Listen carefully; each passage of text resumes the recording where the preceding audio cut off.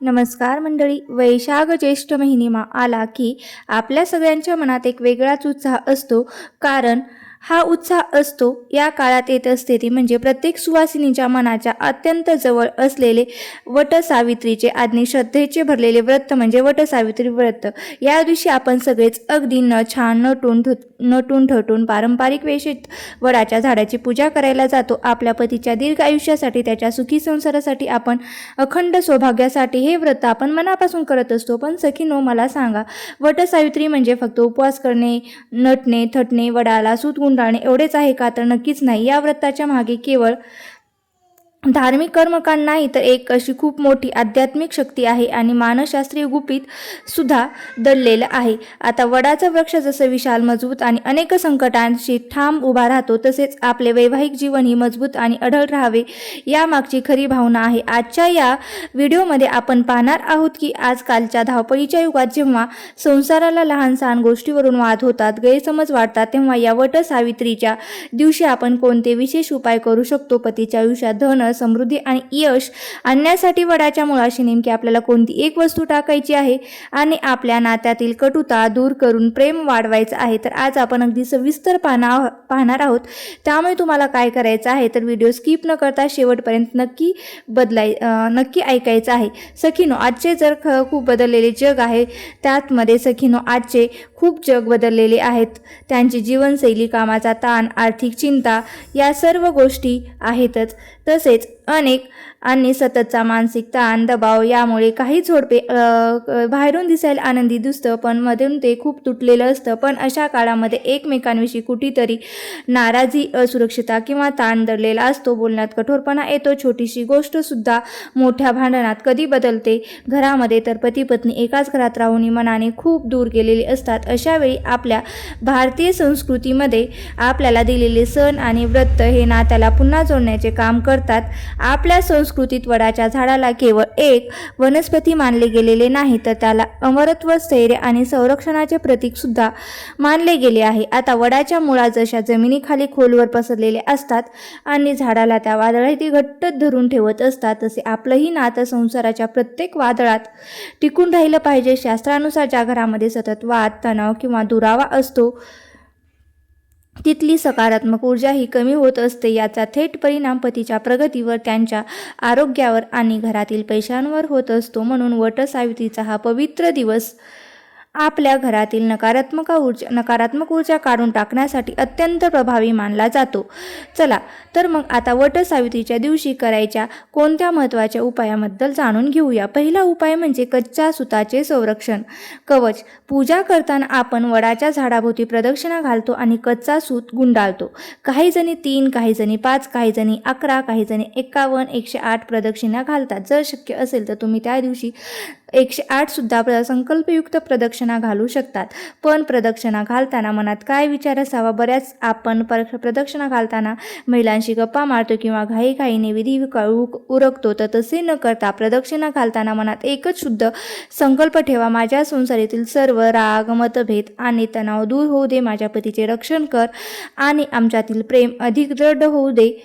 हे नात्याच्या जोडणीचे प्रतीक आहे. जसे की सूत हे झाडाभोवती घट्ट गुंडाळले जाते, तसेच आपल्या संसारातील तुटलेले धागे पुन्हा एकत्र बांधले जातात. ज्योतिषशास्त्रानुसार वडाच्या वृक्षाचा संबंध हा शनी आणि बुध ग्रहाशी असतो. शनी ग्रहामुळे आयुष्यात तणाव, अंतर आणि मानसिक थकवा येतो, तर बुध ग्रह कमजोर असेल तर संवादामध्ये गैरसमज निर्माण होतात. जेव्हा तुम्ही मन शांत ठेवून पतीबद्दल आदराची भावना ठेवता, तेव्हा प्रदक्षिणा घाला. जेव्हा हे ग्रहाचे दोष दूर होतात आणि नात्यात समजूतदारपणा वाढतो. आता येऊया आपल्या व्हिडिओचा सर्वात मुख्य भागाकडे, म्हणजे वटसावित्रीच्या दिवशी पतीच्या जीवनात धन, समृद्धी, यश मिळवण्यासाठी वडाच्या मुळाशी कोणती वस्तू टाकायची. हा उपाय अत्यंत चमत्कारी आणि प्राचीन काळापासून चालत आलेला आहे. यासाठी तुम्हाला पूजा करायला जाताना एक छोट्या पात्रात थोडे कच्चे दूध घ्यायचे आहे. गंगाजल एकत्र करून घ्यायचं आहे. त्यासोबतच थोडा हळद देखील घ्यायची आहे.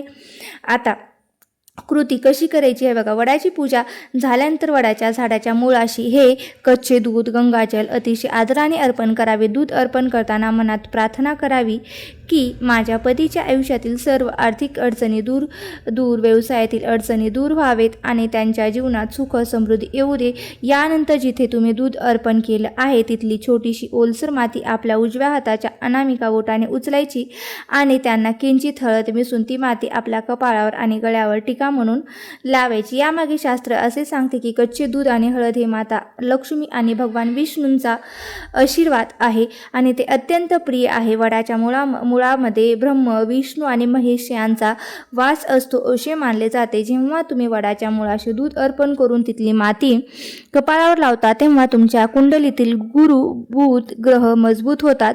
स्त्री ही घराची लक्ष्मी असते. जेव्हा घराची लक्ष्मी अशा प्रकारे पतीच्या प्रगतीसाठी श्रद्धेने हे व्रत उपाय करते तेव्हा पतीच्या कामातील सर्व नकारात्मक ऊर्जा दूर होते. त्यांच्या मनात सकारात्मक विचार येतात आणि धनप्राप्तीचे नवीन वेगवेगळे मार्ग हे मोकळे होत असतात. ज्या नात्यामध्ये संवाद पूर्णपणे बंद झालेला आहे तिथेही या उपायामुळे पुन्हा प्रेम निर्माण होते. आता पाहूया तिसरा उपाय, सावित्री सत्यवान सिंदूर उपाय. बघा सखीनो, पूजा करताना आपण माता सावित्रीला जो सिंदूर अर्पण करतो तो अत्यंत पवित्र आणि ऊर्जेने भरलेलं असतं. पूजा संपल्यानंतर ते सिंदूरचे थोडेसे जपून घरी घेऊन यावे. हे सिंदूर केवळ सौभाग्याचं प्रतीक नसून ते नात्यातील आदर, प्रेम आणि समर्पणाचे चिन्ह आहे. जर तुमच्या पतीमधील सतत विनाकारण वाद होत असतील, एकमेकांविषयी पटत नसेल, आकर्षण कमी झाले असेल किंवा पटत नसेल, नात्यामध्ये अकालनी दुरावा आला असेल तर हा उपाय नक्की करा. घरी आल्यानंतर रात्रीच्या वेळी किंवा संध्याकाळी हा उपाय तुम्ही नक्की करू शकता. हा पवित्र सिंदूर आपल्या पतीच्या छायाचित्राला हलक्या हाताने स्पर्श करावा. जर शक्य असेल तर त्याच्या उशीच्या एका कोपऱ्याजवळ या सिंदुराचा हलकासा टिळा लावावा. हा उपाय करताना मनात अजिबात राग द्वेष नसावा. अगदी शांत मनाने तुम्हाला हा करायचा आहे. पतीचा स्वभाव शांत हवा आणि घरातील वातावरण सुद्धा आनंदी व्हावे याच भावनेने आपल्याला हा उपाय करायचा आहे. अनेक स्त्रियांचा असा अनुभव आलेला आहे की या उपायामुळे पतीच्या स्वभावातील चिडचिड कमी दूर होते, त्याच्या मनातील नकारात्मकता दूर होते आणि पतीच्या भावनांचा आदर करू लागतील. बघा तुम्हाला आणखी एक महत्त्वाची गोष्ट सांगते, ती म्हणजे आपण देवाकडे पूजा करतो, मोठमोठे उपाय करतो, उपवास करतो, पण जर आपण आपल्या वागण्यात बदल केला नाही तर कोणत्याही उपायाचा पूर्ण परिणाम हा आपल्याला मिळत नाही किंवा त्याचा फायदाही आपल्याला होत नाही. दुसऱ्या दिवशी तसंच करायचं. उपायाचा खरा परिणाम हा तुमच्या मनातील श्रद्धा आणि वर्तमानावर अवलंबून असतो. जर आपण वडाची पूजा करून आलो आणि घरी येऊन लगेच पतीशी कटकट भांडण केली तर एकमेकांचा अपमान केला तर त्या पूजेची सर्व सकारात्मक ऊर्जा तिथेच नष्ट होते. वटसावित्रीच्या दिवशी या गोष्टीची काळजी नक्की घ्यावी. बघा सूर्योदयापूर्वी उठा आणि या दिवशी सूर्योदयाच्या आधी उठून स्नान करावे, आंघोळ करावे, सर्व सकाळची कामे आरपून घ्यावी. स्नानाच्या आपण जेव्हा आंघोळ करतो त्या पाण्यात थोडीशी हळद, गंगाजल मिसळायचे आहेत. मन आणि शरीर दोन्ही सुद्धा शुद्ध असलं पाहिजे. कपड्यांचा रंग या दिवशी शक्यतो पिवळ्या किंवा लाल रंगाचे वस्त्र परिधान करावे किंवा पिवळ्या, लाल, हिरव्या ह्या सुद्धा रंगाचे तुम्ही वस्त्र परिधान करावे. यामुळे काय होतं तर सौभाग्यामध्ये वाढ होते आणि सकारात्मक ऊर्जेचा परिणाम हा होत असतो. या दिवशी फक्त गडद निळा रंग, काळा हे रंग टाळावे. मन हलके करा.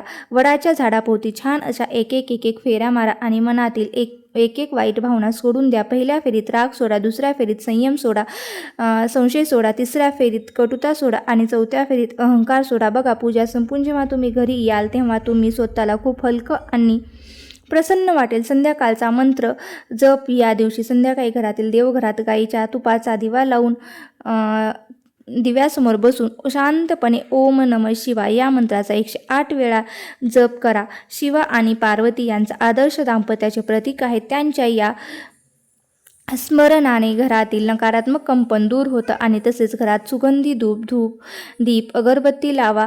यामुळे वातावरण हलके आणि पवित्र होते. पुराणामध्ये माता सावित्रीचे उदाहरण हे अतिशय महान मानले गेले आहे. आपल्या पतीचे सत्यवानाचे प्राण परत आणण्यासाठी तिने थेट यमराजाशी संवाद साधला. आपल्या बुद्धीच्या, श्रद्धेच्या आणि समर्पणाच्या जोरावर तिने मृत्यूच्या दारातून पतीला परत आणले. सावित्री ही केवळ एक ऐतिहासिक स्त्री नव्हती तर ती एक आत्मविश्वास आणि प्रेमाचे प्रतीक होते. तिचे जीवन एक खूप मोठा धडा शिकवते. संसार टिकवण्यासाठी दोघांनीही तेवढेच प्रयत्न करायला पाहिजेत, पण सुरुवातीला कोणाला तरी एक पाऊल मागे हे घ्यावेच लागते आणि कोणाला एक पाऊल हे पुढे टाकावेच लागते. कोणतेही नाते कधीच पूर्णपणे संपत नाही, तर त्या नात्यात प्रेमाची एक छोटीशी ज्योत जरी शिल्लक असेल तर तिथला श्रद्धेने आणि संयमाने पुन्हा प्रज्वलित करता येते. म्हणूनच या दिवशी फक्त उपवास करू नका, तर झोपण्यापूर्वी पती पत्नीने एकमेकांविषयी मनात कृतज्ञतेची भावना ठेवावी. दिवसभरात किंवा आयुष्यात एकमेकांना केलेल्या चांगल्या गोष्टी आठवायत. आपण अनेकदा फक्त एक चूक लक्षात ठेवतो, जेव्हा समोरच्या व्यक्तीचे प्रयत्न विसरून जातो. जेव्हा तुम्ही एकमेकांशी शांत संवाद साधाल तेव्हा लक्षात ठेवा, फक्त समोरच्या व्यक्तीचे प्रयत्न विसरून जातो. जेव्हा तुम्ही एकमेकांशी संवाद साधाल तेव्हा कितीही मोठा तणाव असेल तर तो दूर होईल, तो बर्फासारखा वितळून जाईल. तर बघा, यंदाची वटसावित्री ही एक फक्त प्रथा नसून साजरी करू नका, तर ती आपल्या नात्याला नव्याने जपण्याची, सुखी संसाराचा पाया मजबूत करण्यासाठी एक सुंदर संधी आली आहे, म्हणून ती साजरी करा. बघा, वडाच्या मुळाशी तुम्ही दूध अर्पण करण्याचा आणि पतीचा त्या मातीचा टिळा लावण्याचा प्रयत्न करा. हा छोटासा अत्यंत प्रभावी उपाय करून बघा. वटसावित्रीला नक्की करून बघा. मला पूर्ण विश्वास आहे की माता सावित्री आणि वडाच्या पवित्र वृक्षाची कृपा ही तुमच्या संसारावर, माझ्या संसारावर नक्कीच होईल. तुमच्या घरामध्ये, माझ्या घरामध्ये सुख, शांती, समृद्धी आणि अखंड प्रेम नांदो हीच ईश्वरचरणी प्रार्थना करते.